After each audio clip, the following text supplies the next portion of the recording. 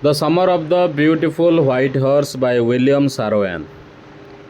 ପ୍ରେକ୍ଷାପଟ ପୃଷ୍ଠଭୂମି the summer of the beautiful white horse ଏକ କ୍ଷୁଦ୍ର କାହାଣୀ ଯାହା କାଲିଫର୍ଣ୍ଣିଆର ସାନ୍ ଜୋକିନ୍ ଉପତ୍ୟକାରେ ରହୁଥିବା ଆର୍ମେନିଆନ୍ ସମୁଦାୟ ଉପରେ ଆଧାରିତ, ସମ୍ଭବତଃ ବିଂଶ ଶତାବ୍ଦୀର ପ୍ରାରମ୍ଭରେ।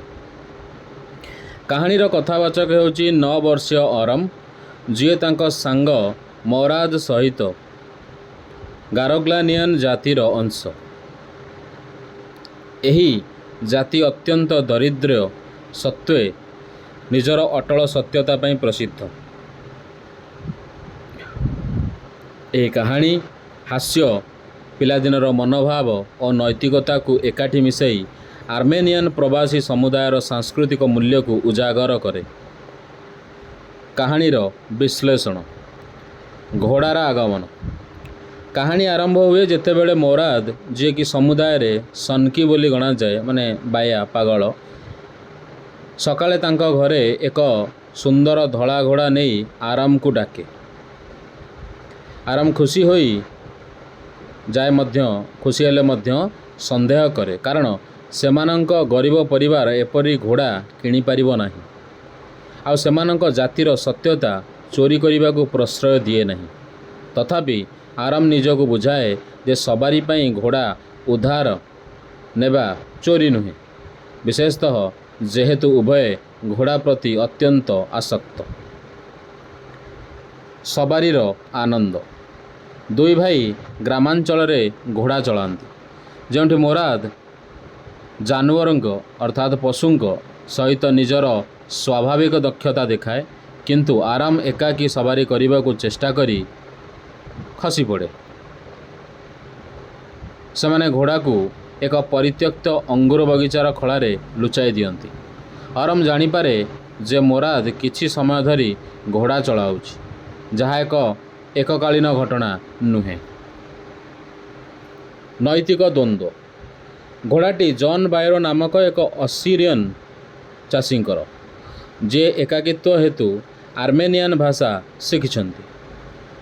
ଯେତେବେଳେ ବାୟରୋ ଆରାମଙ୍କ ଘରେ ଆସି ତାଙ୍କ ଚୋରି କରିଥିବା ଘୋଡ଼ା ବିଷୟରେ କହେ, ଆରାମଙ୍କ ମାମୁଁ ଖସରୋଭ୍, ଜଣେ ଉଦ୍ଧତ ଓ ଅଧୈର୍ଯ୍ୟ ବ୍ୟକ୍ତି, ଏହାକୁ ତୁଚ୍ଛ ମନେକରି କୁହନ୍ତି, କିଛି କ୍ଷତି ନାହିଁ, ଏଥିପ୍ରତି ଧ୍ୟାନ ଦିଅ ନାହିଁ, କାରଣ ସେ ଏହାକୁ ସେମାନଙ୍କ ହରାଇଥିବା ଜନ୍ମଭୂମି ତୁଳନାରେ ଛୋଟ କଥା ମନେ କରନ୍ତି।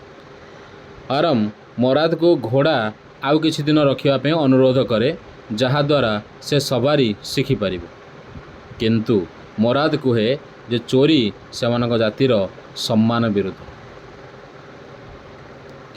ବାୟରୋଙ୍କ ସହ ସାକ୍ଷାତ। ସବାରି ସମୟରେ ସେମାନେ ବାୟରୋଙ୍କୁ ଭେଟନ୍ତି। ମୋରାଦ ନିଜର ଆକର୍ଷଣୀୟ ଆତ୍ମବିଶ୍ୱାସୀ ଶୈଳୀରେ ଘୋଡ଼ାକୁ ମୋ ହୃଦୟ ବୋଲି ନାମ ଦେଇ ବାୟରୋଙ୍କୁ ଏହାକୁ ଯାଞ୍ଚ କରିବାକୁ ଅନୁମତି ଦିଏ। ବାୟରୋ ଘୋଡ଼ାରେ ନିଜର ଚୋରି ହୋଇଥିବା ଘୋଡ଼ା ସହ ସାମଞ୍ଜସ୍ୟ ଦେଖେ, କିନ୍ତୁ ଗାରୋଗ୍ଲାନିଆନ୍ ଜାତିର ସତ୍ୟତା ଉପରେ ଭରସା କରି କିଛି ଅଭିଯୋଗ କରେ ନାହିଁ। ଏହି ମୁହୂର୍ତ୍ତ ସମୁଦାୟର ପାରସ୍ପରିକ ସମ୍ମାନକୁ ଦର୍ଶାଇଥାଏ। ସମାଧାନ ଓ ବିକାଶ।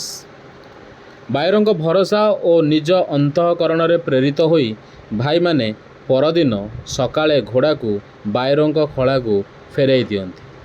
ମୋରାଦର ଜାନୁଆରଙ୍କ ସହ ବିଶେଷ ସମ୍ପର୍କ, ଅର୍ଥାତ୍ ପଶୁପକ୍ଷୀଙ୍କ ସହ ବିଶେଷ ସମ୍ପର୍କ, ଯେପରି ବାୟରୋଙ୍କ କୁକୁରମାନଙ୍କୁ ଶାନ୍ତ କରିବା, ଏସବୁରୁ ସ୍ପଷ୍ଟ ହୋଇଯାଉଛି। ପରେ ବାୟରୋ ଆରାମଙ୍କ ଘରେ ଆସି କୁହେ ଯେ ଘୋଡ଼ା ଆଗ ଅପେକ୍ଷା ଅଧିକ ଶକ୍ତିଶାଳୀ ଓ ଶାନ୍ତ ହୋଇଛି। ସେ ଏହାର ଫେରସ୍ତ ପାଇଁ କୃତଜ୍ଞତା ଜଣାନ୍ତି। ଖସରୋଭ୍ ପୁଣି ନିଜ ଶୈଳୀରେ କୁହନ୍ତି, ଶାନ୍ତ ରୁହ, ଘୋଡ଼ା ଫେରିଛି।